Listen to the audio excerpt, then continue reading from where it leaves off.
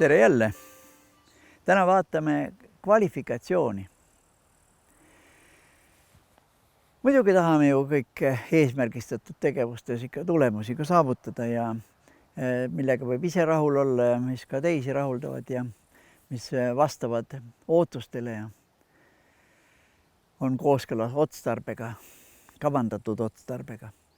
Niisiis, selleks on vaja olla küllalt asjatundlik, teada, osata teadmist kasutada ja ette näha tegevusega kaasnevaid tulemusi ja tagajärgi.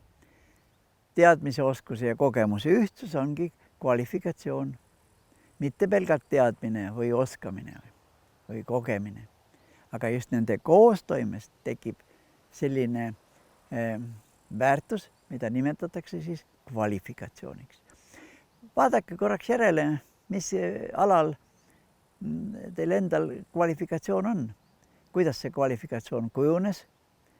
Kas teil on õnnestunud seda kogu aeg värskendada ja ikka kasutada niimoodi, et ei ununeks, ei läheks midagi, mingi detail meelest ära, et ikka tervik ilusti koos püsiks ja ikka vaja on katsutada kvalifikatsiooni, siis ta püsib ja ka aeg muutub, tulevad uued teadmised, uued tehnoloogiad, uued igas seadmed, asjad nii kiiresti praegu üha kiirenevas tempos elu muutub, et kvalifikatsiooni säilitamine nõuab pidevat tegelemist selle kvalifikatsiooniga. Vastasel juhul varsti on selline tunne, et oli küll kvalifikatsioon, aga enam ei ole.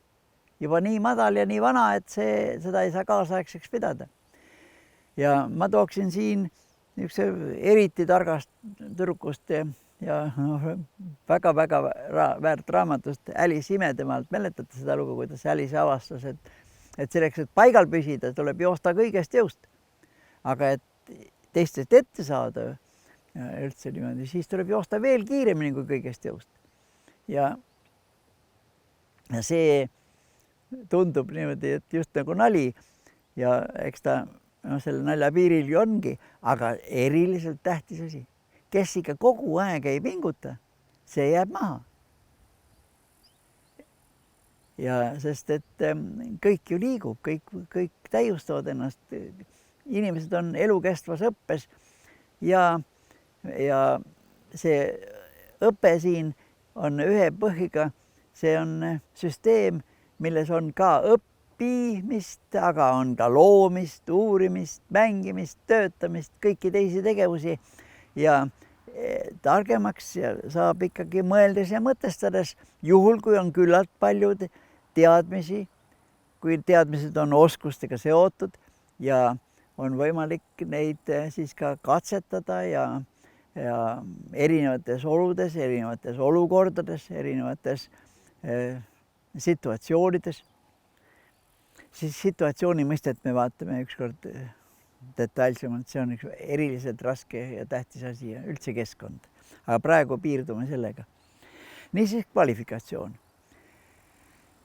Vaadake järele, mis alal teil seda kvalifikatsiooni nii juba enam-vähem rahuldaval määral jagub ja mis alal oleks vaja kvalifikatsiooni suurendada, parandada, täiendada, täiustada.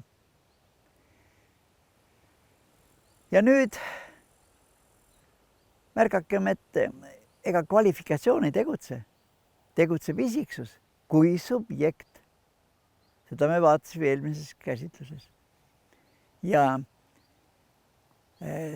see subjekti käitumine juba sõltub nüüd lisaks kvalifikatsioonile ka ju orientatsioonist.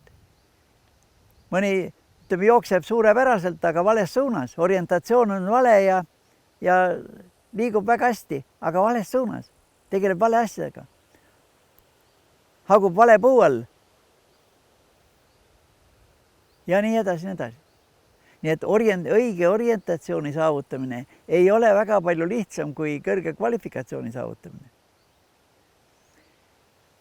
Aga ja millele nüüd siis inimene orienteerub erinevates valdkondades, kuidas ta saavutab kindluse tunde, et tegutsen õiges suunas ja see on mitte ainult minu isiklik, vaid ka ühiskonnale ja kultuurile oluline, et suund on õige. Kui vaatate meie ühiskonnas kulgevaid protsesse ja lööminguid eri eluvaldkondades, siis te märkate erilise raskuseta, et põhiline arusaamatuste ja konfliktide allikaks ongi just ju need orientatsiooni küsimused. Võtame kolmanda detaili. Vajalik on ka motivatsioon, motiivide kogum, liikuma panevate jõudude mingi kogum, et inimene üleüldse pingutaks, üldse ennast kokku võtaks, üldse püsiks selle tegevuse juures, ei jätaks pooleli, ei oleks pealiskaudne, suhtuks täie tõsidusega. See on motivatsioon, motiivide hulk, motiivide kogum, nad motiivid ka vastastikustes seostes. Ja motivatsiooni loomine, motivatsiooni hoidmine ja tugevdamine, ja see on väga tähtis asi. See ei teki iseenesest end laguneb ära. On vaja spetsiaalselt vaeva näha, tekitada. Motiivide taga on huvi. Huvi on hädavajalik. Aga selline asi nagu huviharidus, ja see on nonsense. Huvi on igasuguses tegevuses oluline.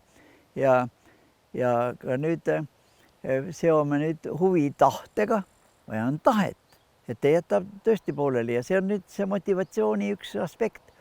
Ja siis on vaja muidugi mõista usku.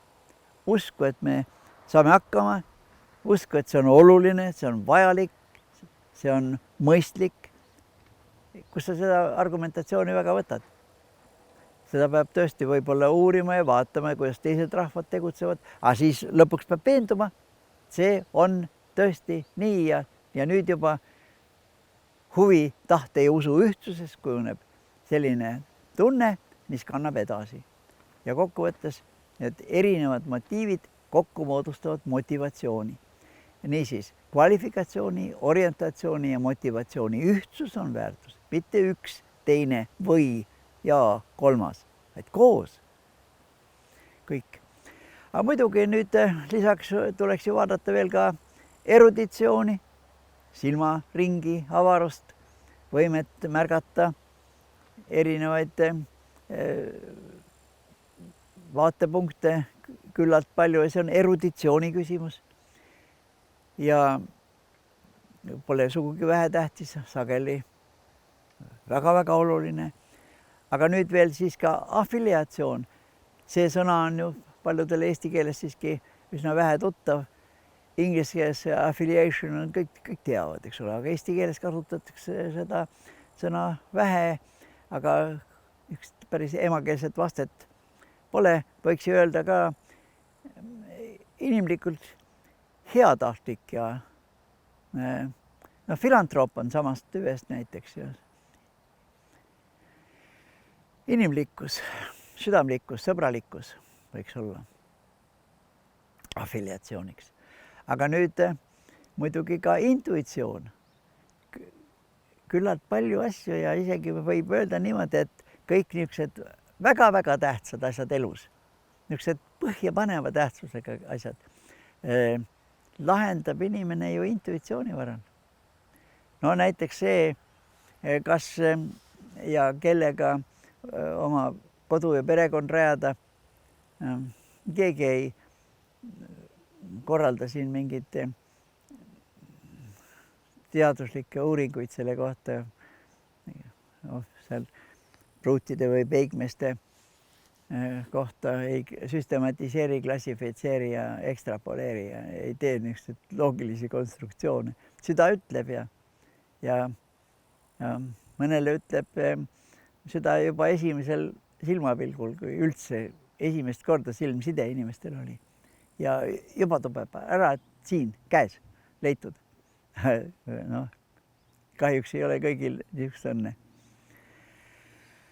Ja intuitsioon võimaldab märgata, kes on kes, võimaldab märgata, mis on mis, võimaldab ette näha mitte ainult tulemusi, vaid ka tagajärgi ja tagajärgede tagajärgi minna 2, 3, 4 sammu sügavamale. Loogilisi argumente pole, aga intuitsiooni varal õnnestub paljudel olla üsna täpne. Muidugi on õnnetus sageli ka selles, et inimene hakkab oma intuitsiooni uskuma ja usaldama liiga palju. Intuitsioon on tähtis, aga ma ei saa ütlemata jätta, et ka seda intuitsiooni tuleb ikkagi aeg-ajalt kontrollida ja veenduda, et ei ole meelepete.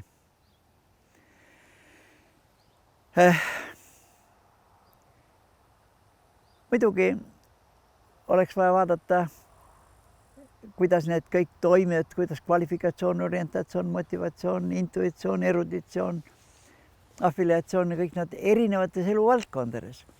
Töösfääris, loomesfääris, tunnetussfääris, mängu ja koduses, ühiskondlikus, perekondlikus, kogukondlikus sfääris toimivad. Ja niisiis elu on otsing ja kes on küllalt avatud uuele ja küllalt nõudlik sellele, et kõik, mida peab hoidma, see saab hoitud. Number 1 küsimus ongi kõige hea ja vajaliku ja traditsiooni hoidmine. Aga enne tuleb veenduda, et see ei ole vananenud, mida me hoiame. Ja kõik see, mis on tõesti kõlbmatuks vananenud, tuleb asendada ja uuendada. Ja selleks on siis vajalik kvalifikatsioon ja õige orientatsioon ja tugev motivatsioon ja kõik ülejäänud. Ja tänan tähelepanu eest. Palju jõudu selleks, et iseseisvalt edasi mõelda, ennast analüüsida ja kui võimalik, siis ka grupis üksteist analüüsida ja üksteisele toeks olla selleks, et isiklik niisugune enesearengukava saaks küllalt põhjalik ja niisugune usaldusväärne. Aitäh!